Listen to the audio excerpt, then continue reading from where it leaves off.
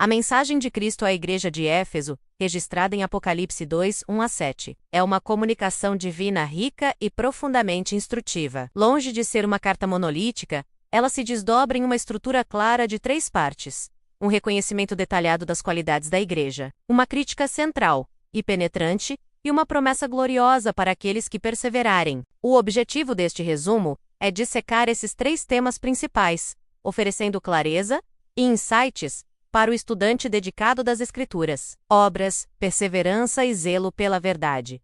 Antes de apresentar qualquer crítica, Cristo faz questão de elogiar a igreja de Éfeso por suas virtudes notáveis. A partir dos versículos 2, 3 e 6, identificamos um perfil de uma comunidade comprometida e vigilante. Labor incansável e perseverança duplamente elogiada. A igreja foi elogiada por seu trabalho árduo, labor, e, de forma notável, sua perseverança foi destacada 2 vezes. V. 2 e 3. Eles não apenas suportavam provações, mas o faziam consistentemente por causa do nome de Cristo, sem desanimar. Discernimento doutrinário.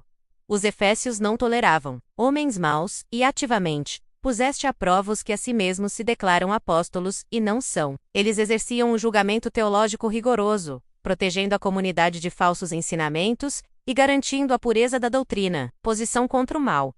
A carta destaca que eles odiavam as obras dos nicolaítas, as quais eu também odeio. Nisso, o coração da igreja estava perfeitamente alinhado com o coração de Cristo, demonstrando que sua aversão ao mal não era mera preferência humana, mas uma conformidade com o padrão divino. Essas qualidades formam o retrato de uma igreja forte, ortodoxa e trabalhadora. No entanto, mesmo com um currículo tão admirável, havia um problema fundamental que precisava ser tratado: o coração do problema. Apesar de todos os elogios, o versículo 4 apresenta a crítica central. Tenho, porém, contra ti que abandonaste o teu primeiro amor. A escolha do verbo abandonaste é crucial. Ele não denota um simples esquecimento ou um declínio gradual. Implica um ato deliberado, uma decisão de deixar para trás. A acusação não era que o amor deles havia apenas esfriado, mas que eles o haviam deixado. Um ato consciente e grave. Aqui reside uma profunda ironia teológica. A igreja foi elogiada por seu labor, uma palavra grega que frequentemente implica um trabalho exaustivo, um fardo pesado. Contudo, foram chamados a retornar às primeiras obras, um termo que se refere a atos que fluem naturalmente de uma condição interior. O seu serviço a Cristo, embora correto e perseverante, havia se tornado mecânico, um fim em si mesmo, desprovido da motivação do amor que caracterizava suas primeiras obras. O caminho de volta. 3 passos para a restauração. Cristo não aponta o problema sem oferecer uma solução clara. O versículo 5 prescreve um processo de 3 etapas para a restauração espiritual. Lembrar. O primeiro passo é recordar de onde caíste. Não se trata de um exercício de nostalgia, mas de estabelecer um ponto de referência claro para o arrependimento, lembrando o estado anterior de devoção e fervor que outrora os motivava. Arrepender-se. Com base nessa lembrança, o próximo passo é uma mudança radical de mente e direção. O arrependimento aqui é o reconhecimento do erro de ter conscientemente se afastado do amor, como a principal motivação, e a decisão de reverter esse curso. Voltar às primeiras obras.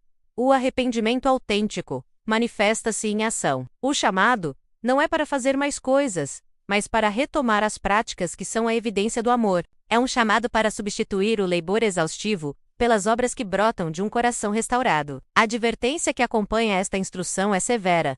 E se não, venho a ti, e moverei do seu lugar o teu candeeiro. Essa ameaça ganha sua força total quando conectada ao versículo 1, onde Cristo se apresenta como aquele que anda no meio dos 7 candeeiros de ouro. O candeeiro não é apenas um símbolo de testemunho. Ele representa a própria igreja na presença de Cristo. A ameaça de removê-lo é, portanto, a ameaça de exclusão da comunhão e do reconhecimento de Cristo como uma de suas igrejas, uma consequência direta de se recusar a retornar à sua fonte de luz, o amor. Superar essa falha crítica era, portanto, uma questão de sobrevivência espiritual, e o caminho para isso estava diretamente ligado à promessa que aguardava os fiéis, o chamado à vitória e à recompensa eterna. A mensagem conclui com um chamado universal e uma promessa específica no versículo 7. Quem tem ouvidos, ouça o que o Espírito diz às igrejas.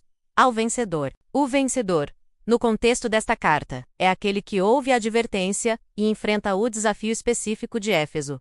A difícil tarefa de reintegrar o amor com a doutrina. A vitória não era abandonar sua ortodoxia, mas reacender a paixão dentro dela, superando a tendência de transformar a fé vibrante em uma religião mecânica. A promessa feita a este vencedor é de uma profundidade imensa.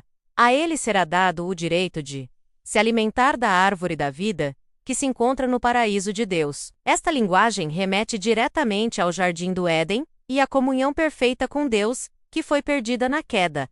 A promessa, portanto, é a da restauração completa, da vida eterna e do acesso irrestrito à presença sustentadora de Deus. Síntese e conclusão. A mensagem de Éfeso em foco. A mensagem à igreja de Éfeso pode ser resumida em 3 temas centrais, cada um oferecendo uma lição vital. Tema central: referência principal.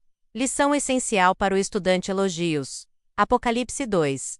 2-3. 6. O serviço. A perseverança e a doutrina correta são fundamentais e reconhecidos por Deus. Crítica. Apocalipse 2:4. A prática religiosa correta, quando desprovida de amor, torna-se um fardo mecânico, em vez de devoção. Promessa. Apocalipse 2:7. Reintegrar o amor com a verdade leva à recompensa máxima da vida eterna, em comunhão com Deus. Em conclusão, a carta a Éfeso serve como um lembrete atemporal e poderoso de que o cristianismo autêntico exige um equilíbrio cuidadoso. A verdade doutrinária e o serviço dedicado são indispensáveis, mas devem sempre fluir de um coração que arde com um amor fervoroso e pessoal por Jesus Cristo. Sem esse amor, até mesmo a igreja mais correta e trabalhadora corre o risco de perder sua luz, pois perde a presença daquele que é a própria luz.